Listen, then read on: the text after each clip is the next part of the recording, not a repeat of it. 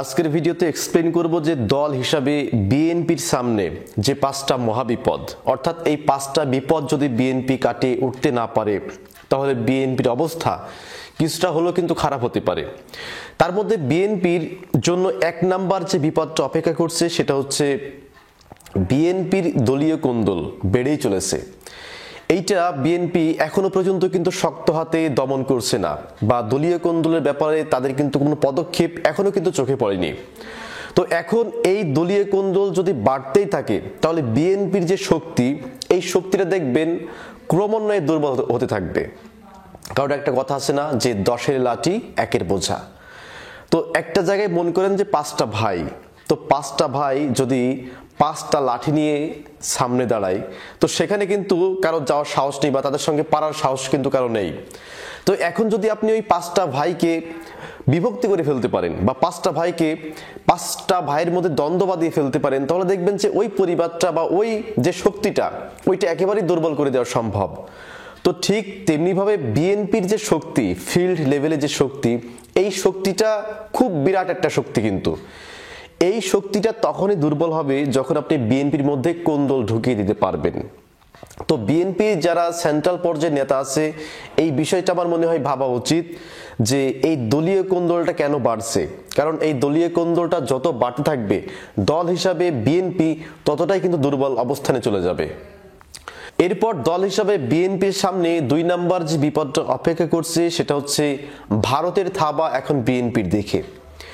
এই থাবাটা প্রোটেকশন করার জন্য বিএনপির কিন্তু পর্যাপ্ত পরিমাণ শক্তি দরকার। কারণ একটা বিষয়ে সবাই জানে যে বিএনপি শুরু থেকেই তারা কখনো ভারতের কিন্তু তাবেদারি করে না। ভারতের আগ্রাসনের বিরুদ্ধে বিএনপি সবসময় কিন্তু সোচ্চার থাকে, এবং ভারতের সাথে সম্পর্ক থাকে কিন্তু ওইভাবে না, বা নিজেকে বিকিয়ে দিয়ে দেশটাকে ভারতের কাছে দিয়ে এরপরে কূটনৈতিক সম্পর্ক, এই সম্পর্ক কিন্তু বিএনপি কখনো করেনি। তো সুতরাং ভারত খুব ভালো করে জানে যে বিএনপি কে হ্যান্ডেল করা বা বিএনপি কে বশ করা ভারতের পক্ষে সম্ভব না।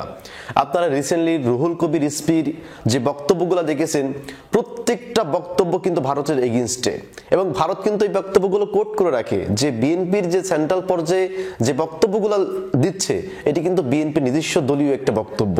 তো সুতরাং ভারত সবসময় চাইবে বিএনপিকে দুর্বল করে দেওয়ার জন্য। এখন দেখবেন যে পরবর্তী থাবা, ভারতের যে কালো থাবা, এটা বিএনপির দিকে ধেয়ে আসবে। তো সুতরাং ভারতের এই থাবা থেকে বিএনপি পুরো দলটাকে প্রোটেকশন দেওয়ার জন্য যা যা করা দরকার, এইটা বিএনপির যারা সেন্ট্রাল পর্যায়ে যারা নেতাকর্মী আছে কিংবা নীতি নির্ধারক আছে, এই বিষয়টা তাদের অত্যন্ত ভাবা জরুরি। কারণ ভারতকে হেলাফেলা করা অতটা কিন্তু সহজ না। বাংলাদেশ কিন্তু ভারতের পেটের মধ্যে। তো ভারত যদি ষড়যন্ত্র করে, এই ষড়যন্ত্র মোকাবেলা করার যে সক্ষমতা, এই সক্ষমতা কিন্তু বিএনপিকে অর্জন করতে হবে। আর ভারতকে মোকাবেলা করার জন্য একটাই পথ, সেটা হচ্ছে জনগণের সমর্থন আদায়। আজকে দেখেন বিএনপির অনেক মানুষ বা বিএনপির কিছু নেতা, পাতি নেতা বিএনপির নাম ভাঙিয়ে বিভিন্ন জায়গায় এই যে চাঁদাবাজি বলেন, গুন্ডামি বলেন, মাস্তানি বলেন, জনমন আতঙ্ক তৈরি বলেন, এইটা করার ফলে কিন্তু তারা জনবিচ্ছিন্ন হয়ে পড়ছে। আর যখন তারা জনবিচ্ছিন্ন হয়ে পড়বে না, ওই দিক থেকে কিন্তু ভারত আছেই। তো সুতরাং এইটা বিএনপি সেন্ট্রাল পর্যায়ে ভাবা উচিত যে ভারতের সাথে লড়তে হলে অবশ্যই জনগণের সম্পৃক্ত থাকা লাগবে। জনগণের প্রতি অবিচার করে, জনগণের প্রতি জুলুম করে, অন্যায় করে, মস্তানি করে, গায়ে জোর দেখিয়ে, ক্ষমতার বড়াই দেখিয়ে ভারতের সাথে পারা যাবে না। তো সুতরাং ভারতকে ঠেকাতে হলে পারে জনগণ লাগবে। তো এইটা বিএনপি যত তাড়াতাড়ি বুঝবে, এটা বিএনপির জন্যই কিন্তু ভালো। বিএনপির সামনে 3 নাম্বার যে বিপদটা, এটা বিপদ বলা যায় কিনা আমি জানি না, এটা আমি বলতে পারি রিস্ক, মানে একটা ঝুঁকি। সেটা হচ্ছে যে বিএনপি প্রথমে হয়তো মনে করেছিল যে এখন নির্বাচন সামনে যখন আসবে, নির্বাচনের মাঠ কিন্তু ফাঁকা, এই মাঠে কিন্তু আওয়ামী লীগ নাই। আর বাংলাদেশে এখন বর্তমানে প্রধান দল বলা হয় বিএনপি এবং আওয়ামী লীগকে। তো যেহেতু আওয়ামী লীগ মাঠে নাই, তো সহসাই ফাঁকা মাঠে গোল দিয়া বিএনপির পক্ষে অনেকটা সহজ হতো। কিন্তু এখন নির্বাচনের প্রধান প্রতিপক্ষ কিন্তু জামাত। আপনারা দেখতে পেরেছেন যে রিসেন্টলি যে বিএনপি এবং জামাতের মধ্যে দফায় দফায় তাদের যে মানে মানসিক যুদ্ধ এটাকে বলা চলে, সেটা কিন্তু চলছে। একে অপরের প্রতি কাদা ছড়াছড়ি, একে অপরের প্রতি দোষারোপ, এটা কিন্তু হচ্ছে। আপনারা দেখেছেন যে এই যে রুহুল কবির রিজভি, তিনি কিন্তু জামাতকে দখলদার বলেছে, এরপরে ৭১-এর স্বাধীনতা বিরোধীও কিন্তু বলেছে। তো সুতরাং এর থেকে আমরা বুঝতে পারি যে বিএনপি জামাতের মধ্যে সম্পর্কটা কিন্তু আগের মতো আর নাই, কারণ রাজনীতির ময়দানে কোনো সম্পর্ক কেউ রাখে না, এটাই বাস্তব কথা।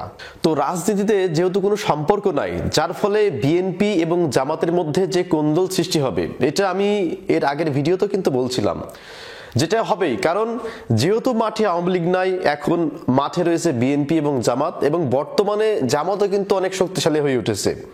কারণ জামাত দেখেছে যে এইবার যে সরকারটা পড়ে গেছে বা যে সুযোগটা এসছে, এইটা কিন্তু কারণ নিজস্ব আন্দোলনের জন্য না, যে বিএনপি আন্দোলন করে সরকার ফেলেছে, জামাত আন্দোলন করে সরকার ফেলেছে, বরং এদেশের সর্বস্তরের জনগণের আন্দোলনের ফলে এই বিজয়টা এসেছে। তো সুতরাং জামাত যেভাবে সুযোগ নিবে, বিএনপিও কিন্তু সেভাবে সুযোগ নিবে। তো সুতরাং এই বিএনপির এখন প্রধান প্রতিপক্ষ হচ্ছে জামাত, তো এইটাও বিএনপিকে মাথায় রাখতে হবে। এটাও কিন্তু বিএনপির জন্য আমরা বলতে পারি একটি অশনি সংকেত। এরপর সামনে বিএনপির জন্য ৪ নম্বর যে বিপদটা, সেটা হচ্ছে মিডিয়া বিএনপির বিরুদ্ধে চলে যাচ্ছে।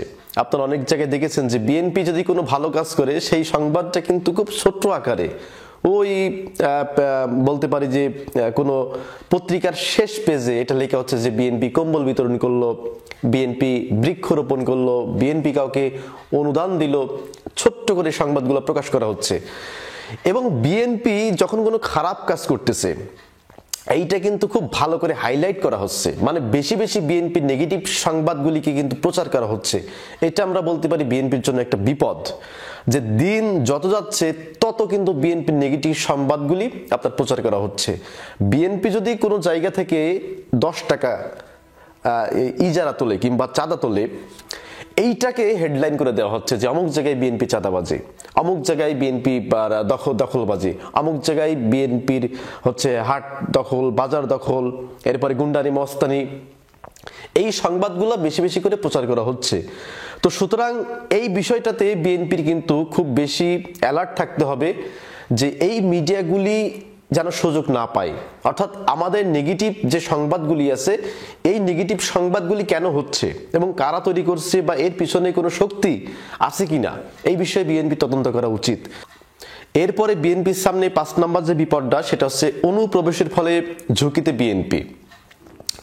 বিভিন্ন জায়গায় বিএনপিতে অনুপ্রবেশ, অর্থাৎ দেখবেন যে যখন বিএনপি দুঃসময় ছিল, বিএনপি নাম শুনলেই পুলিশ অ্যারেস্ট করত। কত তৃণমূল পর্যায়ের নেতা কর্মীদেরকে আমরা সোশ্যাল মিডিয়াতে ছবি দেখেছি যে তারা বাড়িতে থাকতে পারে নাই, ধান ক্ষেতের মধ্যে রাত্রি যাপন করেছে, লাউ ক্ষেতের মধ্যে রাত্রি যাপন করেছে, মাঠের মধ্যে রাত্রি যাপন করেছে। এই যে শীত, এই শীতের মধ্যে ছোট্ট একটা চাদর নিয়ে মাঠের মধ্যে শুয়েছিল। গরমের সময় যখন আমরা এসির মধ্যে ছিলাম, ফ্যানের তলায় ছিলাম, সেই সময়ও তারা ওই ধান ক্ষেতের মধ্যে ছিল, কোনো ঝোড় জঙ্গলে তারা কিন্তু লুকিয়েছিল।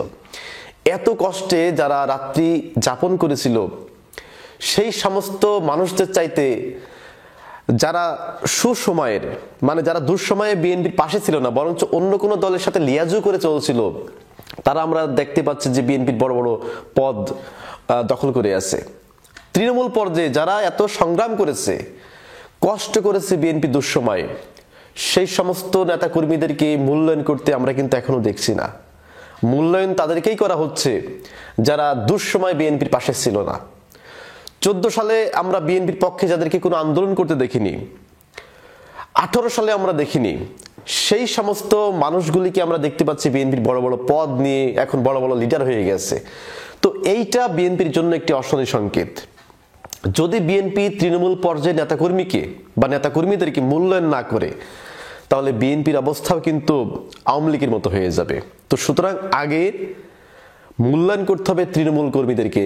আপনার দলের জন্য সবচাইতে যে বেশি স্যাক্রিফাইস করেছে, সবচাইতে যে নিজের জীবনকে উৎসর্গ করেছে, শীতের সময় কম্বল বাদ দিয়ে যে ওই ধান ক্ষেতের মধ্যে ঘুমিয়েছে, গরমের সময় যখন বড় বড় লিডাররা এসির মধ্যে ছিল, সেই সময় ওই কর্মীটা ধান ক্ষেতের মধ্যে ঘুমিয়েছে, ঝড়ে জঙ্গলের মধ্যে ঘুমিয়েছে, সেই কর্মীকে যদি বাদ দিয়ে সুসময়ের এই দুধের মাছদেরকে নিয়ে যদি দলকে গঠন করা হয়, কমিটি দেওয়া হয়, এই বিএনপি বেশি দিন লাস্টিং করবে না। তো সুতরাং এইটাও বিএনপির পক্ষে ভাবা উচিত বলে আমি মনে করি। তো প্রিয় দর্শক, আজকের ভিডিওতে বিএনপির সামনে যে 5টি বিপদের কথা বললাম, এই 5টি বিপদ সম্পর্কে যদি আপনার কোনো মন্তব্য থাকে তাহলে অবশ্যই কমেন্ট করে জানাবেন। ভালো থাকবেন, ধন্যবাদ সবাইকে।